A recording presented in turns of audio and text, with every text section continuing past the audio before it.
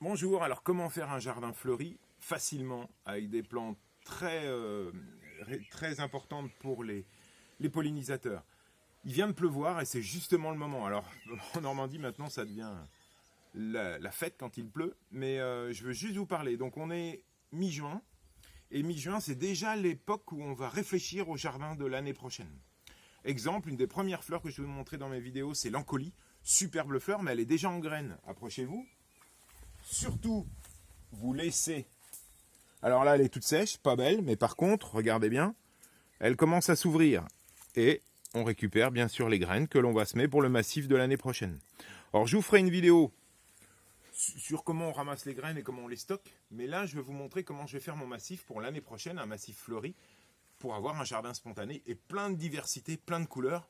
Et pour pas cher, puisque les graines, vous les avez en général dans votre jardin. Alors bien sûr, au départ, il faut en acheter un peu, mais ça se fait bien. On récupère les graines et on s'en va dans les massifs que j'ai créés que pour vous. Alors nous voici auprès des massifs que l'on va ensemencer pour l'automne et surtout pour le printemps suivant, donc dès le mois de juin. Une autre fleur que j'ai oublié de vous montrer, je vous en ai déjà parlé, c'est les soucis. Mettez-en plein votre jardin, ils vont se ressemer. Et vous voyez, c'est déjà l'époque. On est mi-juin et vous voyez cette espèce de petit escargot noir, là, de petites chenilles. Eh ben, tout ça, c'est des graines faciles à être mises dans votre massif. Alors, comment on fait les massifs? Massifs spontanés, facile. Regardez. J'ai ici un ensemble de massifs que vous avez vu. J'ai ma terre en profondeur. Et dessus, je mets du compost. Alors, ma commune a la chance de nous fournir gracieusement à ceux qui apportent leurs déchets verts le compost à disposition. Donc, vous avez vu, j'ai ma terre et j'ai mis 10 cm, 5 à 10 cm de compost. L'intérêt de ça, c'est quoi? C'est que le compost, il est noir. Moi, ici, j'ai une terre plutôt sableuse et calcaire qui est plutôt claire. Et le noir va attirer la chaleur et va me faire germer les graines tout de suite.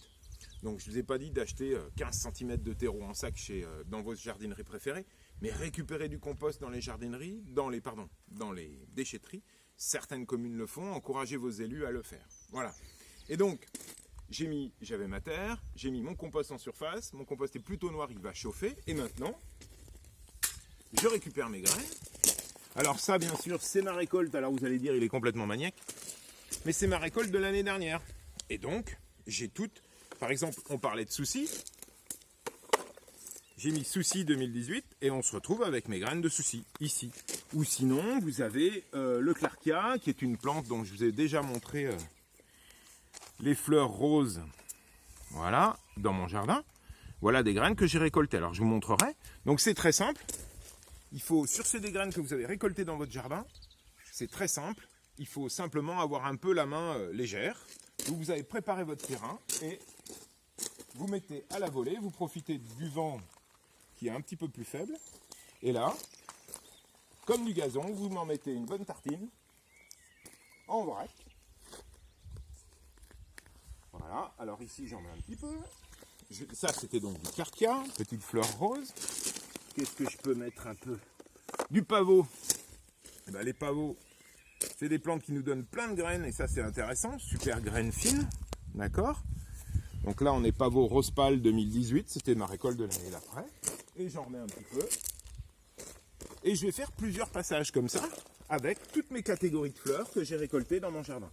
J'oublie pas aussi, et je vous l'ai dit, dans mes vidéos, il y a une plante que j'aime bien, parce que pour mes insectes, c'est sympa. C'est le panais, c'est des graines que j'ai récupérées dans mon jardin. J'en mets un petit peu. Alors là, pour vous, je ne vais pas faire tout le massif, c'est pour vous donner la simplicité du geste, du prix, et aussi de l'efficacité, parce que je vais avoir une multitude de graines. Alors vous allez me dire, il met des tonnes de graines. Oui, mais c'est des graines qui m'ont rien coûté, je les ai récoltées moi-même. Alors bien sûr, au départ, il faut implanter votre jardin, mais récupérez les graines dans votre jardin. Donc là, par exemple, du panais. Qu'est-ce que j'ai d'autre? Des giroflées. Les giroflées que vous voyez le long des murs. C'est facile de récupérer les graines. Eh bien là, alors je vais rester là, je vais faire un peu d'équilibre. Et là, je vais pouvoir en remettre un petit peu de ce côté-là du massif. Soyez, voilà, un geste. Voilà, et vous en mettez un petit peu sur votre massif. Hop. Qu'est-ce que j'ai d'autre à vous faire voir? Alors j'en ai plein. Tiens, notre fameuse encolie. Ça, c'est des graines que j'ai triées, je vous montrerai comment faire. Hein. Je vous ai montré dans la plante. Eh bien mes encolis, moi elles m'intéressent, c'est des vivaces. Super floraison, allez voir mes petites vidéos du mois d'avril où elles étaient en fleurs. Vous en mettez un peu dans votre main, ok, et on y va. Vous jetez, voilà, bien loin. Et ça, on a le droit d'être généreux. Parce que c'est des graines, bien sûr, que j'ai récoltées dans mon jardin. Autre astuce pas chère, si vous voulez commencer simplement un jardin un peu spontané, j'en ai déjà parlé dans une vidéo, mais c'est facile. Achetez des graines de lin dans votre cope bio, des graines de lin alimentaires, hein, qui sont destinées pour mettre dans les farines, dans les pains, ou à manger en salade. Et bien moi, je les utilise dans mon jardin. Et là, eh bien un petit geste, voilà, très léger. Encore un petit peu. Voilà. Bon, vous avez compris, je ne vais pas vous faire toutes les plantes de la terre. Voilà, je ne vais pas vous les faire toutes. Et vous mettez par superposition, comme ça, les graines que vous avez sous le coude. Alors, je peux remettre des soucis, je peux remettre plein de choses. Et ça, vous allez avoir un massif super fleuri. Alors, le petit geste à faire, parce que quand même, les oiseaux aiment bien les graines. Juste un petit coup de griffe. Après avoir semé, alors vous voyez que là, le terreau fourni est un petit peu grossier, mais on s'en fiche. Et là, voilà, un petit coup de griffe tout simple. Voilà, hop, j'égalise. Alors je ne vais pas faire tout le massif avec vous là aujourd'hui, mais ça vous donne le système. Et puis j'attends la prochaine pluie, là il a plu, ça va tomber. Et puis la magie de canotier jardinier, c'est que vous voyez mon massif qui va être fleuri au printemps prochain. Et moi je vais vous montrer le massif que j'ai semé le printemps dernier. Et vous allez le voir, il est en fleurs. Et comme ça, vous allez voir ce que vous pouvez faire. Tout simplement. Tiens, suivez-moi, c'est juste à côté.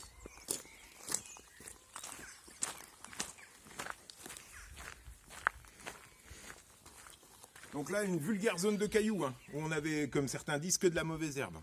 J'ai pris des poignées de roses trémières, de graines de roses trémières, des graines de valériane. Je vous ai déjà parlé de mon petit échium bleu. Ça, vous le trouverez dans le catalogue. Les marguerites. Alors, vous allez me dire, les marguerites, comment on les multiplie? Regardez les marguerites, là. Approchez-vous. Là, elles sont en fleurs. Une marguerite, c'est un ensemble, de fleurs, les unes à côté des autres, comme un tournesol, les uns à côté des autres. Eh bien, si vous regardez là, regardez de près, caméraman, on y va, alors il a plu, ça me colle un peu au dos, mais vous voyez que c'est comme un tournesol. Chaque petite partie là est une graine, vous la voyez, elle est noire, comme un tournesol va vous donner toutes ces graines. Et bien là, la marguerite, c'est pareil. Eh bien, c'est tout simple, vous attendez qu'elle fane un peu, comme ça, là, tac, avec le doigt, regardez. Alors il a plu, c'est un petit peu dommage, ça aurait été mieux si c'était sec. Et là, j'ai des tonnes de graines de marguerite. D'accord? Eh bien, suivez-moi, très simple.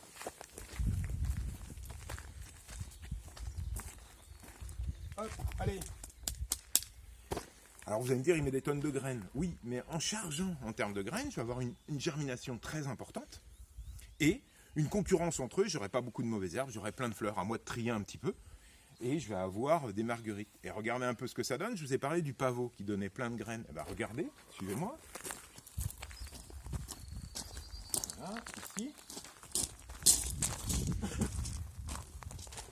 Super pavot, le pavot somniferum, vous le voyez là. Eh bien, lui, il va donner plein de graines. Et là, c'est pareil, c'est des graines que j'ai balancées au printemps dernier. Et là, j'ai mes futurs fruits ici, les capsules, elles ne sont pas mûres. Je vous montrerai comment les récupérer. Et comme ça, vous engendrez des graines. Vous pouvez même mettre des graines sur les trottoirs. Vous pouvez mettre des graines chez vos voisins. Vous pouvez mettre des graines partout. Et vous aurez une rue toute fleurie de plantes spontanées et surtout adaptées au coin. Adaptées à votre région. Et ça, c'est important. Parce que c'est pas la peine d'aller chercher des plantes horticoles très loin. Voilà, j'espère que je vous ai donné envie de faire ce super jardin dit spontané avec des graines pas chères à récolter chez vous ou chez les autres. Hein, et n'hésitez pas à faire ça, c'est une technique qui marche super bien. À bientôt.